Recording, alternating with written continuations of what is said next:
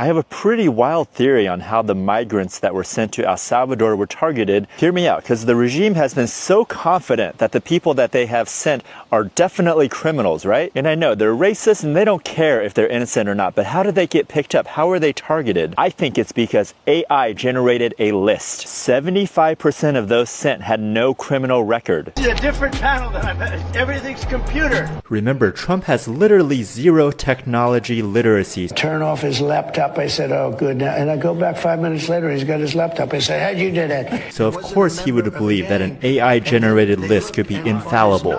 He had MS-13. There's a dispute. But wait a minute. Andre Hernandez, a gay makeup artist, was deported because of his tattoos that had crowns over each word. Neri Alvarado was arrested and he had a rainbow autism tattoo in honor of his 15-year-old autistic brother. Palantir built ICE, a database where they could search hundreds of different things, including tattoos. What if these guys are put on a target list by AI? Just like how Israel used Lavender AI to build target lists, who they then bombed. And we know the Lavender AI got it horribly wrong, caused countless innocent civilian deaths. I think ICE might have used their Palantir AI system to say, find us TDA, find us MS-13. And then they just picked up whoever was on that list. And their agents had a confirmation bias because they have a list. And then they look at their tattoos and say, yep, definitely a gang member because my list, my target list, built by AI says so. Another piece of this AI dystopian puzzle. Last month, they revoked a bunch of student visas and then people sued and then they reinstated them. March 6th, State Department to use AI to revoke visas of foreign students who appear pro-Hamas. They're killing people in Israel with AI. They're using AI to cancel student visas. They're building ICE OS, an AI-powered system for immigration and customs. I think this might explain how so many innocent people got sent to El Salvador. For example, Reyes, who was deported to El Salvador, has